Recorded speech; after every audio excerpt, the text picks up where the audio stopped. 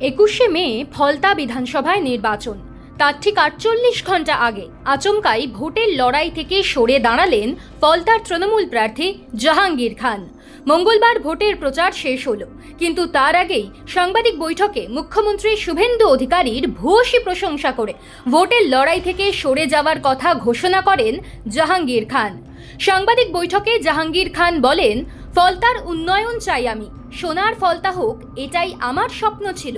সম্মানীয় মুখ্যমন্ত্রী শুভেন্দু অধিকারী ফলতার উন্নয়নের জন্য স্পেশাল প্যাকেজ দিচ্ছেন। সেজন্য আমি এই আগামী 21শে মের পুনর্নির্বাচনের লড়াই থেকে সরে দাঁড়াচ্ছি।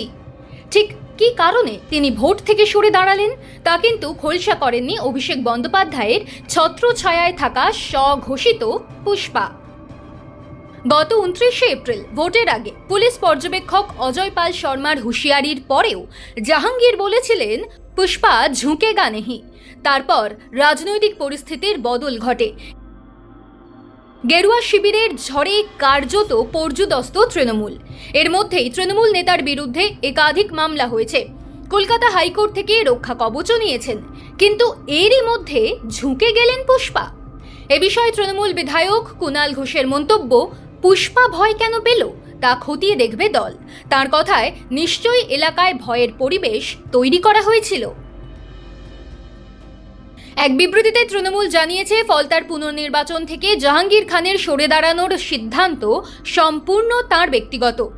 দল এই সিদ্ধান্ত নেয়নি। 4 মে বিধানসভা নির্বাচনের ফলাফল ঘোষণার পর থেকে শুধু ফলতা আসনেই তৃণমূলের শতাধিক কর্মীকে গ্রেপ্তার করা হয়েছে। দিনের আলোয় ভয় দেখিয়ে দলের বেশ কয়েকটি কার্যালয় ভাঙচুর করা হয়েছে, বন্ধ করে দেওয়া হয়েছে এবং জোর করে দখল করা হয়েছে। অথচ বারবার অভিযোগ করা সত্ত্বেও নির্বাচন কমিশন দেখেও না দেখার ভান করছে।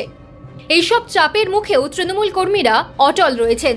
বিভিন্ন সংস্থা ও প্রশাসনের মাধ্যমে বিজেপি যে ভয়ভীতির পরিবেশ তৈরি করেছে তার বিরুদ্ধে প্রতিরোধ চালিয়ে যাচ্ছেন কর্মীরা। তবে শেষ পর্যন্ত কেউ কেউ চাপের কাছে নতি স্বীকার করে মাঠ ছেড়ে যাওয়ার সিদ্ধান্ত নিয়েছেন। তৃণমূল আরও লিখেছে, আমরা এর তীব্র নিন্দা জানাই। বাংলা বিরোধী বিজেপির বিরুদ্ধে আমাদের লড়াই পশ্চিমবঙ্গ এবং দিল্লি 2 জায়গাতেই চলবে। যদিও ভয়ের পরিবেশ তৈরি করার অভিযোগ কার্যত উড়িয়ে দিয়েছেন শুভেন্দু অধিকারী। তিনি বলেন, জাহাঙ্গীর খানের আচমকা নির্বাচন থেকে সরে যাওয়ার ঘটনায় অনেকেই ভয়ের কথা বলছেন। কেউ বলছেন চাপ, কিন্তু চাপ থাকলে আগেই সিদ্ধান্ত নয় কেন? ভয়ের পরিবেশ থাকলে বাড়িতে কেন? ফলতায় নির্বাচনে মনোনয়ন প্রত্যাহারের সময়সীমা অনেকদিন আগেই পেরিয়ে গিয়েছে। এই অবস্থায় নিজেকে ভোটের ময়দান থেকে সরিয়ে নিলেও ইভিএমে জাহাঙ্গীরের নাম থাকবে। এই পরিস্থিতিতে জাহাঙ্গীরের ভোট থেকে সরে দাঁড়ানোর সিদ্ধান্তে মুখ পুড়েছে তৃণমূলের। যদিও এ বিষয়ে মুখ্যমন্ত্রী শুভেন্দু অধিকারী বলেন, এখন তো সমস্ত ইভিএমে ওর নাম, ছবি, প্রতীক সবই রয়েছে, সমস্ত কিছুই কমপ্লিট।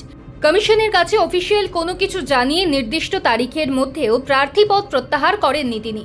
তাহলে নির্বাচনে জিতলে কি তিনি সার্টিফিকেট নেবেন না, নাকি এখানে অন্য কোনো ছক রয়েছে?